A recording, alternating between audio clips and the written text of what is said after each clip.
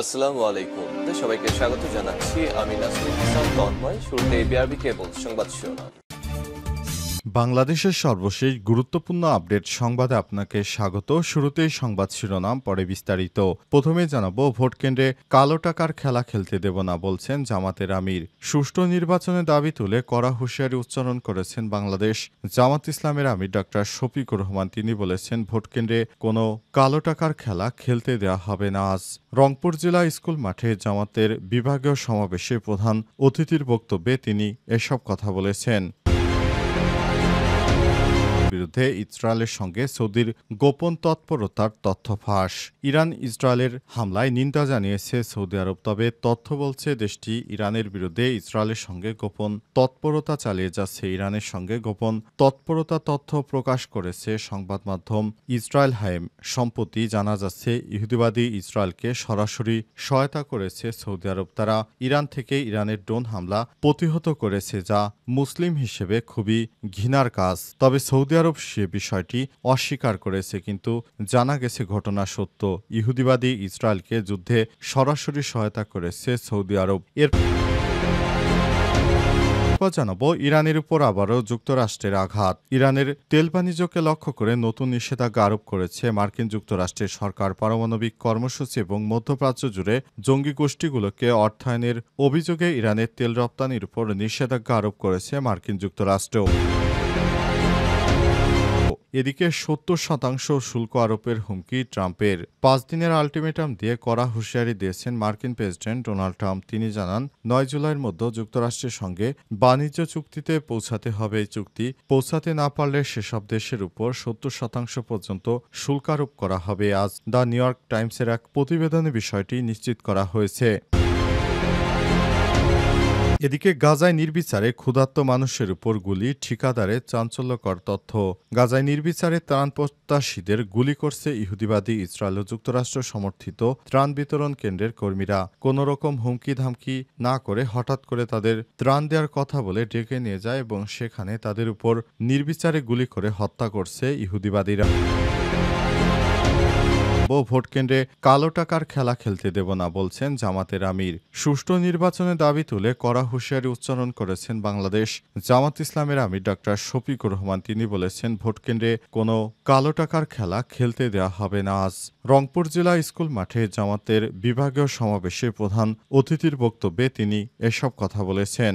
এ সময় তিনি আরও বলেছেন, আমরা চাই দেশে একটি সুষ্ঠু ও গ্রহণযোগ্য নির্বাচন। ১৯৭১ সালের পর থেকে বিভিন্ন ফ্যাসিবাদী চক্র বাংলাদেশে ক্ষমতা দখলের পর থেকে বাংলাদেশকে অনেকভাবে তারা ধ্বংসের দ্বার প্রান্তে নিয়ে এসেছে, কিন্তু আমরা চাই একটি সুষ্ঠু ও গ্রহণযোগ্য নির্বাচন। এই গ্রহণযোগ্য নির্বাচন দিতে অন্তর্বর্তীকালীন সরকারকে আহ্বান জানিয়েছেন তিনি আরও বলেছেন, সরকারের উচিত আমাদের কথা শুনে একটি গ্রহণযোগ্য নির্বাচন দেওয়া। তা না হলে একটি পক্ষের কথা সরকার মেনে নিয়ে দেশটাকে যদি একদলীয় শাসনতন্ত্রের দিকে এগিয়ে নিয়ে যায়, সেটি হবে অত্যন্ত দুঃখজনক ঘটনা। এ সময় তিনি আরও বলেছেন, আপনারা সবাই একত্রিত থাকুন। আশা করছি আমরা নতুন বাংলাদেশ গড়তে পারব খুব শীঘ্রই। আমরা নতুন বাংলাদেশের রূপরেখা নিয়ে আসতে পারব। আশা করছি বাংলাদেশ ভবিষ্যতে হয়তো আরও ভালো পজিশনে যেতে পারবে। এজন্য আমাদের সবার উচিত আমরা ধৈর্য ধারণ করি। এ সময় তিনি অন্তর্বর্তীকালীন সরকারকে উদ্দেশ্য করে বলেছেন, আপনাদের উচিত একটি সুষ্ঠু নির্বাচন দেওয়ার জন্য যা যা করা দরকার তাই করা। আগামী নির্বাচনে কোনো কালো টাকার রাহাজানি চলবে না। কেউ যদি কালো টাকা নিয়ে এসে দেশটাকে ধ্বংস করতে চায়, তাহলে সেটি হবে খুবই দুঃখজনক ঘটনা। ইরানের বিরুদ্ধে ইসরায়েলের সঙ্গে সৌদির গোপন তৎপরতার তথ্য ফাঁস। ইরানে ইসরায়েলের হামলার নিন্দা জানিয়েছে সৌদি আরব। তবে তথ্য বলছে দেশটি ইরানের বিরুদ্ধে ইসরায়েলের সঙ্গে গোপন তৎপরতা চালিয়ে যাচ্ছে। ইরানের সঙ্গে গোপন তৎপরতা তথ্য প্রকাশ করেছে সংবাদ মাধ্যম ইসরায়েল হাইম। সম্প্রতি সংবাদ মাধ্যমটির বরাতে পেস টিভির এক প্রতিবেদনে তথ্য জানানো হয়েছে। এতে বলা হয়েছে, সৌদি আরব গোপনে ইসরায়েলের দিকে ছোড়া ইরানি ড্রোন প্রতিরোধে অংশ নিয়েছিল। 12 দিনব্যাপী ইরান ইসরায়েল যুদ্ধের সময় ইরান থেকে ছোড়া বহু ড্রোন ইরাক ও জর্ডানের আকাশ সীমা পেরিয়ে ইসরায়েলের দিকে এগিয়ে যাচ্ছিল। তবে সৌদির বিমান বাহিনী হেলিকপ্টার পাঠিয়ে সব ড্রোনকে আকাশেই ধ্বংস করে দিয়েছে, ফলে সব ড্রোন ইসরায়েল পর্যন্ত পৌঁছাতে পারেনি। রিয়াদ আনুষ্ঠানিকভাবে এই প্রতিরোধে জড়িত থাকার বিষয়টি স্বীকার করেনি, বরং তারা ইরানের বিরুদ্ধে ইসরায়েলের আগ্রাসনের জন্য নিন্দা জানিয়েছে। এর আগে রিয়াদের শীর্ষ কর্মকর্তারা জোর দিয়ে বলেছেন, ইরানের ভূখণ্ডে আক্রমণাত্মক কোনো হামলার জন্য সৌদির আকাশ সীমা খোলা হবে না। অথচ এই সৌদি আরবই ইরানের বিরুদ্ধে যুদ্ধের সময় সরাসরি সহযোগিতা করেছে ইসরায়েলকে। প্রতিবেদনে বলা হয়েছে, ইরান ইসরায়েলের মধ্যকার এই যুদ্ধে সৌদি আরব ছাড়াও জর্ডান, যুক্তরাষ্ট্র, ব্রিটেন, ফ্রান্স সহযোগিতা করেছে। পুরো অপারেশনটি পরিচালনা করেছে মার্কিন সেন্ট্রাল কমান্ড তথা সেন্টকম সংস্থাটির কমান্ডার জেনারেল মাইক কুরিল। অভিযানে যুক্তরাষ্ট্র, ইসরায়েল ও ইউরোপীয় সামরিক বাহিনীর মধ্যে সমন্বয় করেছে। প্রেস টাইমস জানিয়েছে, জর্ডান ইতিমধ্যে প্রকাশ্যে ড্রোন প্রতিহত করার কথা স্বীকার করেছে। ফ্রান্স বলছে, তারা জর্ডানে নিজেদের স্বার্থ রক্ষার জন্য এই অভিযানে অংশ নিয়েছে, তবে তারা ইসরায়েলের নাম এড়িয়ে গেছে।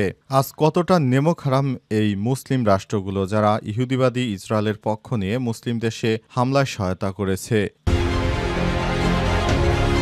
ইরানের উপর আবারও যুক্তরাষ্ট্রের আঘাত। ইরানের তেল বাণিজ্যকে লক্ষ্য করে নতুন নিষেধাজ্ঞা আরোপ করেছে মার্কিন যুক্তরাষ্ট্রের সরকার। পারমাণবিক কর্মসূচি এবং মধ্যপ্রাচ্য জুড়ে জঙ্গি গোষ্ঠীগুলোকে অর্থায়নের অভিযোগে ইরানের তেল রপ্তানির উপর নিষেধাজ্ঞা আরোপ করেছে মার্কিন প্রশাসন। আজ মার্কিন অর্থ মন্ত্রণালয়ের নতুন নিষেধাজ্ঞাটি জারি করেছে। বিশ্ববাজারে ইরানের তেল বিক্রির সঙ্গে জড়িত হিজবুল্লাহ নিয়ন্ত্রিত একটি গোষ্ঠীর উপর এই খবর জানিয়েছে বার্তা সংস্থা রয়টার্স। নিষেধাজ্ঞা জারির পর মার্কিন অর্থমন্ত্রী স্কট বেসেন্ট বলেছেন, তেহরানের রাজস্বের উৎসের উপর আমাদের চাপ প্রয়োগ অব্যাহত থাকবে। এর মাধ্যমে ইরানি শাসক গোষ্ঠীর অস্থিতিশীল কার্যকলাপের জন্য ব্যবহৃত আর্থিক সম্পদগুলোকে প্রবেশাধিকার ব্যাহত করার জন্য অর্থনৈতিক চাপ বৃদ্ধি অব্যাহত রাখা হবে। মার্কিন নিষেধাজ্ঞা উপেক্ষা করে ইরান থেকে কোটি কোটি ডলারের জ্বালানি তেল ক্রয় এবং পরিবহন করা হচ্ছে, এমনটা বলছে মার্কিন অর্থ মন্ত্রণালয়। নিষেধাজ্ঞা জারির পর মার্কিন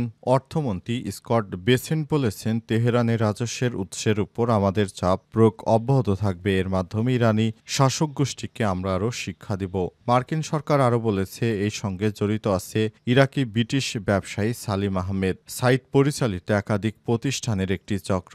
ওই ব্যক্তি অন্তত 2020 সাল থেকে এই কাজ করে আসছে বলে মার্কিন প্রশাসন জানতে পেরেছে।